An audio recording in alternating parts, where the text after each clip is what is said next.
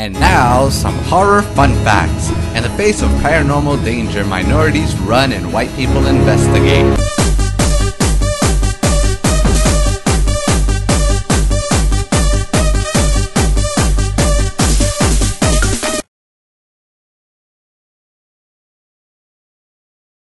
Source of gaming.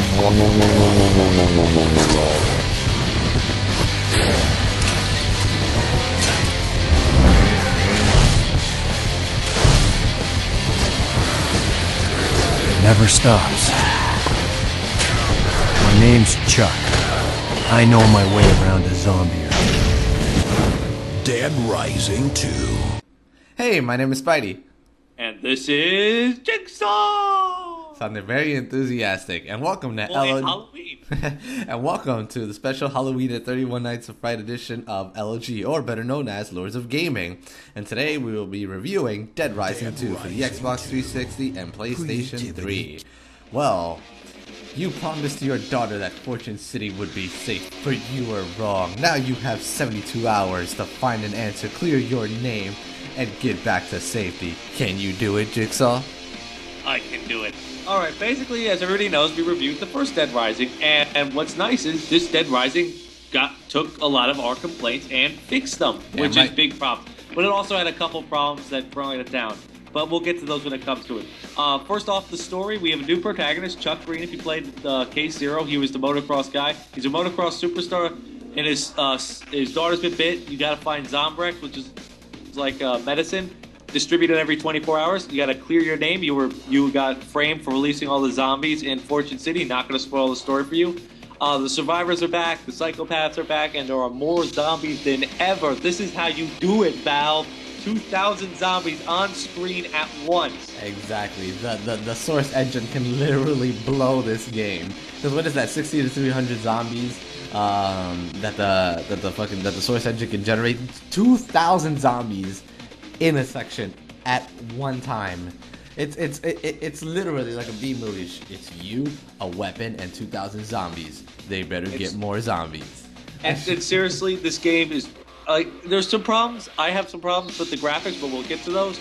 Spidey, you want to tell us what it's like playing this game? Gameplay stays relatively the same. I mean, the controls and the scheme just stays relatively the same. The combat works the same way. You attack the same way. You jump, move around. I mean, you get more moves as you level up, and that functions the same. But how you perform those moves remains the same. With the new addition of creating your own weapons. But in the end, they work the same as well. The only difference is that now if you hold X for certain weapons, you'll get their fatality. So, like, every other weapon almost has like a Mortal Kombat moment, for example. Here are just a couple of them. We'll go to me and Spidey's favorite when we get to it. One of them is a spiked baseball bat. You hit them in the stomach, put it over their head, they're down for the count. And rip it out. That's their finisher. Yeah.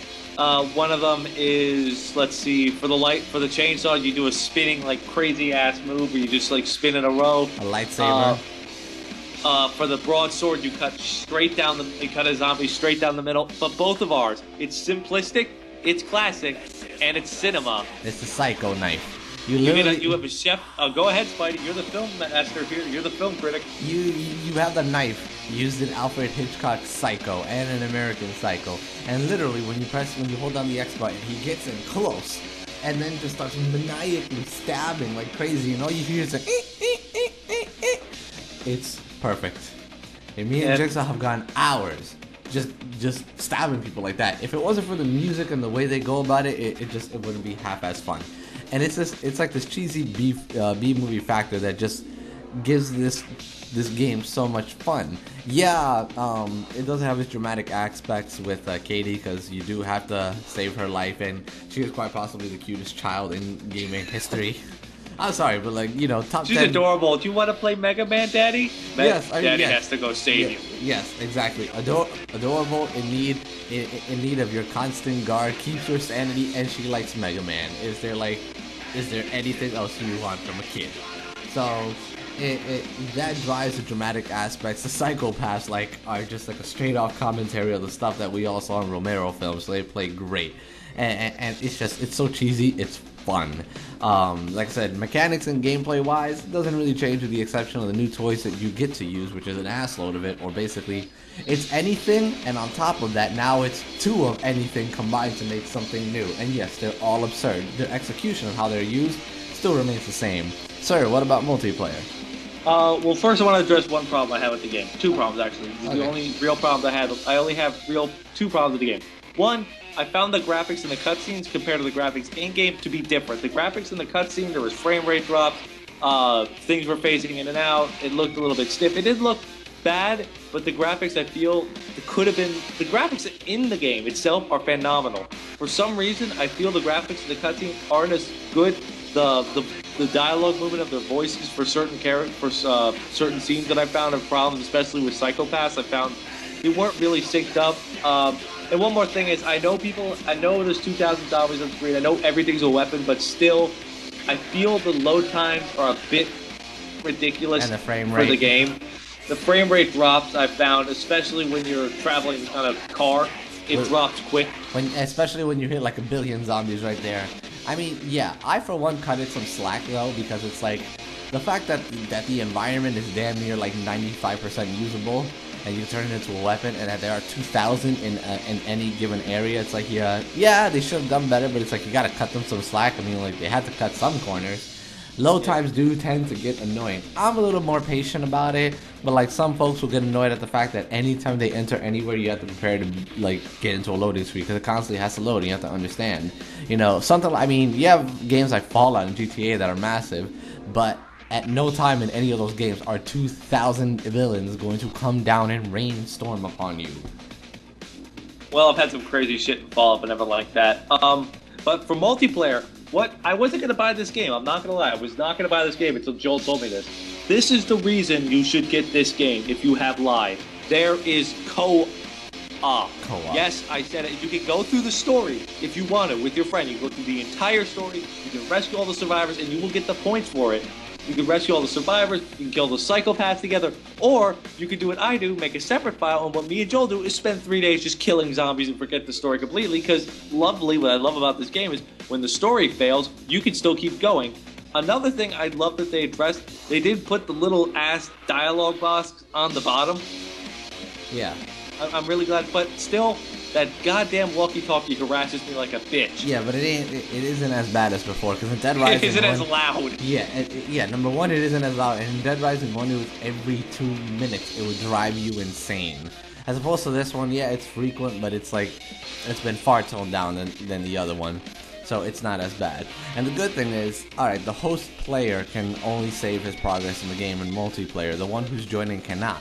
But they can save, their experience points, and when they level up, they can save that. They just don't progress in the story. So it's really good. Like, if one person wants to go through the story and another person doesn't want to fuck with their story and what they got going, they just join the other person's game, do whatever they want. There's no consequences, and you level up. And you can also have people that are high levels come in and help you. Like I just helped Spidey recently tame the tiger. Yes, you heard me correctly. There's a tiger, and you do in fact have to tame it. Well, you don't have to tame it. Taming it is an option, but you do have to combat it. So, but hey, we won't ruin that. Another part of multiplayer is Terror is Reality, the 4-player multiplayer. It's basically Mario Party. It's a violent ass Mario Party. Yeah, and it's actually really, really fun. But rest assured that just like Mario Party, none of it is based on skill at all. Because trust me, it's completely based on luck. We've gotten our asses kicked by the worst of the worst that we know in terms of like having an ability as a gamer. And trust me when we say this, yeah, there's no skill involved. I fucked over Jigsaw without even trying. So, yes, many times. You don't need an effort, dude. Like one single. And the games are pretty fun. I'm not gonna lie. I'm gonna highlight 2 games. One is Slicicles, which is the motorcycles with the chainsaws on the side, and whoever gets the most zombies in the end wins. That's pretty funny because you have 4 motorcycles trying to go for like these bonus point zombies with these big like shoved light bulbs shoved in their heads. You have to try to get, and they explode. It's like a big confetti. Another one that I found really fun was Ramster Ball, which is essentially a big pinball game, and you have to try to hit the bumpers. I almost won. Oh my god. It's basically American Gladiator zombie style match with Mario Party, but still, overall, it's a fun time. Besides, I mean, frame rate issues, graphical problems, minor glitches, load times, and the fact that I would love to see four-player co-op. Well, yeah, that too. Four-player co-op, because yeah, you can do the story with 2 people, but I would have loved to just have like run around with your friends with 4 Chuck Greens. This is like I said, had this game been 4-player co-op with the story mode, I would have straight up just like time to trade in Left 4 Dead 1 and 2, because now there truly is no purpose to even have this fucking game if Dead Rising has 4 players. Get to it, Capcom. So, what does Dead Rising 2 get? Dead Rising 2 gets 4 chopped zombie heads. Out of 5. Alright, till next time we gotta kill a bunch of zombies. Later.